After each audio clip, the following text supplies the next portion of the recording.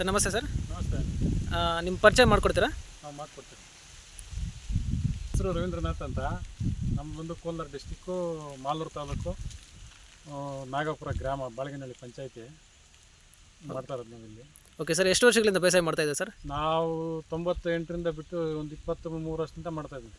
Okay, ಯಾವ ಬೆಳೆಗಳು ಮಾಡ್ತೀರಾ ಸರ್? ನಾವು ಟೊಮೆಟೊ, ಬೀನ್ಸು, ಕ್ಯಾರೆಟು, ಮೆಣಸೆ ಗಿಡ, ನೌಕೋಲ್, ಈ ಥರ ಬೆಳೆಗಳೆಲ್ಲ ಬೆಳಿತೀರಿ. ಆಲೂಗಡ್ಡೆ, ಎಲ್ಲ ಥರ ತರಕಾರಿಗಳು ಬೆಳಿತೀರಾ? ಎಲ್ಲ ಥರ ತರಕಾರಿಗಳು ಬೆಳಿತೀರಿ.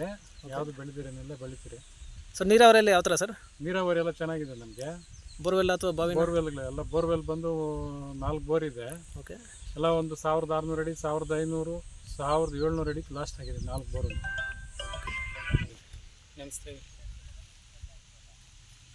ಪಟ್ಟೆ ಮೊನ್ನೆ ನೆನೆಸಿರೋದು ಇವಾಗ ಗಟ್ಟಿ ಅಂತ. ಸರ್ ಈ ತಿಂಗಳಲ್ಲಿ ಚಿಲ್ಲಿ ನಾಟಿ ಮಾಡಿದ್ದೀರಾ? ಹಾಂ, ರೀಸನ್ ತಿಳ್ಕೊಬೋದಾ? ಇನ್ನು ಬೇರೆ ತರಕಾರಿಗಳ ರೇಟ್ಗೆಲ್ಲ ಇದೆ, ಲೈಕ್ ಟೊಮೆಟೊ ಆಗಿರ್ಬೋದು, ಕ್ಯಾಪ್ಸಿಕಮ್, ಬಜ್ಜಿ ಎಲ್ಲ ರೇಟ್ಗಳಿದೆ. ಕ್ಯಾಪ್ಸಿಕಮ್, ಬಜ್ಜಿ ಎಲ್ಲ ರೇಟ್ಗಳಿದೆ. ಇದು ಇರಲಿ, ನಾವು ಆಕಾಲಿನಿಂದ ಇದು ಬೆಳೆದಿರೋದು ಒಂದು ಮೆಣಸೆ ಗಿಡ ಅಂತ. ಓಕೆ, ಅದಕ್ಕೆ ಬೆಳೀತಾ ಇದ್ದೀವಿ. ಆಮೇಲೆ ನಂತರ ಇವಾಗ ಕ್ಯಾರೆಟು ನಾಟಿ ಮಾಡ್ತಾ ಇದ್ದೀವಿ. ಓಕೆ, ತಿರುಗಿ ಮತ್ತೆ ನೌಕೋಲ್ ಒಂದು ಅಲ್ಲಿ ಸ್ವಲ್ಪ ಅದೊಂದು 4 ಎಕರೆ ಇದೆ. ಓಕೆ, ಕ್ಯಾರೆಟ್ ಒಂದು 5 ಎಕರೆ ನಾಟಿ ಮಾಡ್ತಾ ಇದ್ದೀವಿ ಇವಾಗ. ಇದೆಲ್ಲ ಮಾಡಿ ಇದೂ ಇರಲಿ ಜೊತೆಯಲ್ಲಿ ಅಂತೇಳಿ ಮಾಡ್ತಾ ಇದ್ದೀವಿ. ಇದು ವೆರೈಟಿ ಯಾವ ಸರ್ ಚಿಲ್ಲಿ ವೆರೈಟಿ ಬಂದು ಡೂಮ್ ಅಂತ. ಇದು ಓಕೆ, ಮೊದಲು ಎಲ್ಲ ಚೆನ್ನಾಗಿ ಬೆಳೆದು ಇದಾಗಿತ್ತು, ನಮಗೆ ಅನುಭವ ಆಗಿದೆ. ಓಕೆ, ಅದು ಕೂಡ ಇದು ಸ್ವಲ್ಪ ಇರಲಿ ಅಂತ ಹೇಳ್ಬಿಟ್ಟು ಇದು 1 ಎಕರೆ ಊತಿದ್ವಿ, 40 ಗುಂಟೆ 1 ಎಕರೆ. ಸೊ ನಾಟಿ ಮಾಡೋಕ್ಕೆ ಮುಂಚೆ ಯಾವ ಥರ ಗೊಬ್ಬರಗಳು ಬಳಸಿದ್ರಾ? ನಾಟಿ ಮಾಡೋಕೆ ಮುಂಚೆ ಬೇವಿನ ಹಿಂಡಿ 100 kg 1 ಎಕರೆಗೆ, ಓಕೆ, ಹುಂಗೆ ಹಿಂಡಿ 150 kg, okay, DAP 150 kg, okay, ಇಷ್ಟು ಹಾಕಿದ್ವಿ. ತಿರ್ಗಿ ತಿಮ್ಮೆಟು, ತಿರ್ಗಿ ನಮ್ಮ ಕೋಲಾರ ಲಕ್ಕೂರು ಇದರಿಂದ ಮೆಣಸಿನ ಗಿಡಕ್ಕೆ ಅದು ಯಾವುದೋ ಒಂದು ಪೌಡ್ರ್ ಕೊಟ್ಟರು. ಓಕೆ, ಅದನ್ನೆಲ್ಲ ಮಿಕ್ಸ್ ಮಾಡಿ ಹಾಕ್ಬಿಟ್ಟು ಪೇಪರು ಬೆಡ್ ಹಾಕಿ ನಾಟಿ ಮಾಡಿದ್ವಿ. ಸೊ ನಾಟಿ ಮಾಡೋಕ್ಕೆ ಮುಂಚೆ ಮಣ್ಣು ಪರೀಕ್ಷೆ ಮಾಡಿಸಿದ್ರಾ? ಇಲ್ಲೆಲ್ಲ ಮಣ್ಣು ಪರೀಕ್ಷೆ ಇವತ್ತು ನಾನು ಮಾಡ್ತೇ ಇಲ್ಲ, ಇವತ್ತಿಗೆ ಈ ಜಮೀನಲ್ಲಿ. ಸೊ ಎಷ್ಟು ಸಲ ನಾಟಿ ಮಾಡೋಕ್ಕೆ ಮುಂಚೆ ಉಳುಮೆ ಮಾಡಿಸ್ತೀರಾ ಸರ್? ನಾಟಿ ಮಾಡೋಕೆ ಮುಂಚೆ ಒಂದು 4-5 ಸಾಲ ಉಳುಮೆ ಮಾಡ್ತೀರಿ, ಒಂದು 2 ಸತಿ ರೋಟ್ರ್ ಹಾಕ್ತೀರಿ, ಓಕೆ, ಮಾಡಿ ನಾಜ್ಬೇಕು ಮಾಡ್ತೀರಿ. ಆ ಥರ ಇದು ಮಲ್ಚಿಂಗ್ ಪೇಪರು ತಿಳಿಸ್ಕೊಡ್ತೀರಿ, ಎಷ್ಟು ರೋಲ್ಸ್ ಬೇಕಾಗುತ್ತೆ ಎಕರೆಗೆ ಏನಾದರೂ? ಇದು ಬಂದು 5 ರೋಲ್ ಬಿದ್ದಿದೆ, 5.5 ರೋಲ್ ಬಿದ್ದಿದೆ 1 ಎಕರೆಗೆ. ಓಕೆ, ಇದು ಸ್ವಲ್ಪ ಕಡುಗು, ಇದು ಹತ್ತಿರ ಇರ್ಬೋದು, ಇದು ದೂರ ಇರ್ಬೋದು. ಅಂದರೆ ಇದು ಅಷ್ಟು ನೀಟ್ನೆಸ್ ಆಗಿ ಬಂದಿಲ್ಲ ಕೆಲಸ ಇದು, ಯಾಕಂದರೆ ತ್ಯಾವ ನಿಂಕಾಗಿ ಅಷ್ಟು ನೀಟ್ನಾಗಿ ಮಾಡೋಕ್ಕಾಗಿಲ್ಲ. ಯಾವುದೋ ಸ್ವಲ್ಪ ಏರುಪೇರು, ಒಂದು ಮಳೆ ತೆಳ್ಳೆಗಳು ಬಿದ್ದೋಯ್ತು, ಸರಿ ಅಂತ ಹೇಳ್ಬಿಟ್ಟು ಅರ್ಜೆಂಟ್ ಆಗಿಬಿಟ್ರಿ. ಮತ್ತು ಗಿಡದಿಂದ ಗಿಡಕ್ಕೆ, ಸಾಲಿಂದ ಸಾಲಿಗೆ ಎಷ್ಟು ಕೊಟ್ಟಿದ್ರೆ ಡಿಸ್ಟೆನ್ಸ್? ಗಿಡದಿಂದ ಗಿಡಕ್ಕೆ 1.5 ಅಡಿ, ಓಕೆ, ಸಾಲಿಂದ ಸಾಲಿಗೆ 4.5 ಅಡಿ, 5 ಅಡಿ ಬರುತ್ತೆ. ಸಾಲಿಂದ ಸಾಲಿಗೆ 4.5 ಅಡಿ ಬರುತ್ತೆ.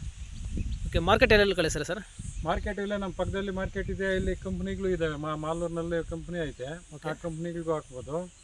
ಇಲ್ಲೇ ಮಾರ್ಕೆಟಲ್ಲಿ ನಮ್ಮ ಲೋಕಲಲ್ಲೇ ಕೊಡ್ಬೋದು. ಎಷ್ಟು ಒಂದು ಟನ್ಗಳಿದ್ರೂ ಎತ್ಕೊತಾರೆ. ಓಕೆ, ಆ ಥರ ಮಾಡ್ತಾಯಿದ್ವಿ.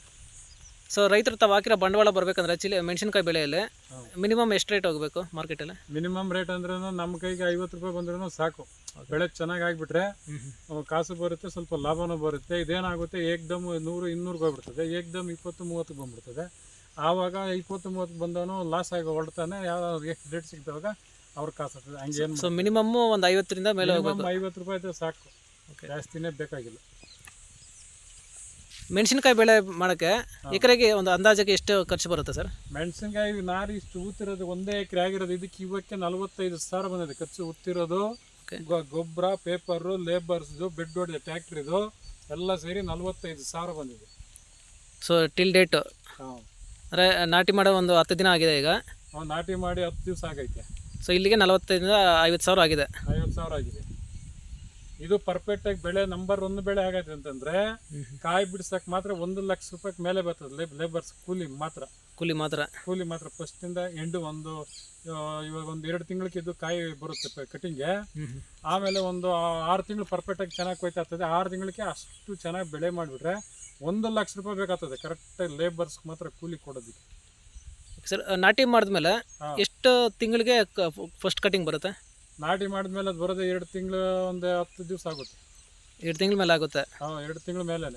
ಮತ್ತು ರಿಪೀಟೆಡ್ ನೆಕ್ಸ್ಟ್ ಕಟಿಂಗ್ಸ್ ಯಾವ ಥರ ಇರುತ್ತೆ? ರಿಪೀಟೆಡ್ ಹಂಗೆ ಅದು ನಾವು ಈ ಥರ ನಾವು ಗೊಬ್ಬರಗಳು ಔಷಧಿಗಳು ಹೊಡೆದಂಗೆ ಸಿಗ್ತಾ ಇರ್ತದೆ. ಒಂದು 15 ದಿವಸ 8 ದಿವಸಕ್ಕೆ ಅದು ಬಿಡ್ತಾ ಇರ್ತದೆ. ವಾತಾವರಣ, ಕ್ಲೈಮೇಟ್ ಎಲ್ಲ ಕ್ಲೀನಾಗಿ ಸೆಟ್ಟಿಂಗ್ ಆಗಿಬಿಟ್ರೆ ಕಾಯಿ ಬಿಡ್ತಾ ಇರುತ್ತೆ. ಮತ್ತು ಒಂದು ಎಕರೆಗೆ ಮೆಣಸಿನಕಾಯಿ ಬೆಳೆ ಆವರೇಜಾಗಿ ಇಳುವರಿ ಎಷ್ಟು ಬರುತ್ತೆ?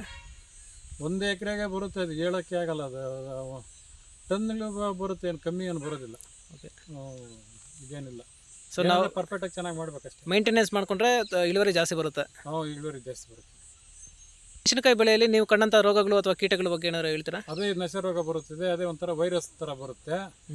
ಅದು ಬಿಟ್ಟರೆ ಅವೆರಡೇ ಶಾನೆ ಪ್ರಾಬ್ಲಮ್. ಇನ್ಮಿಕ್ಕ ಬೇರೆ ಇನ್ನೇನು ಆ ಥರ ಪ್ರಾಬ್ಲಮ್ಸ್ ಏನು ಬರಲ್ಲ.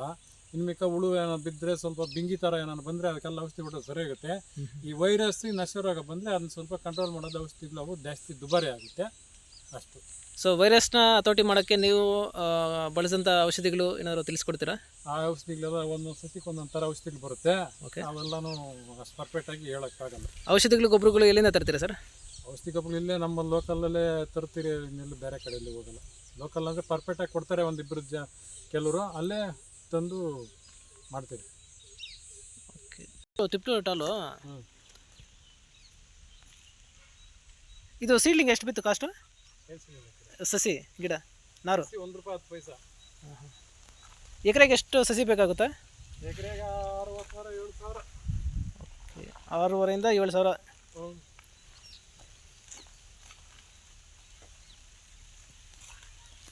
ಕಳಿಸಿ ನಮ್ಮ ಫೋನ್ಗೆ. ಕಳಿಸ್ತೀನಿ. ಬಿಡೋಣ ಸ್ವಲ್ಪ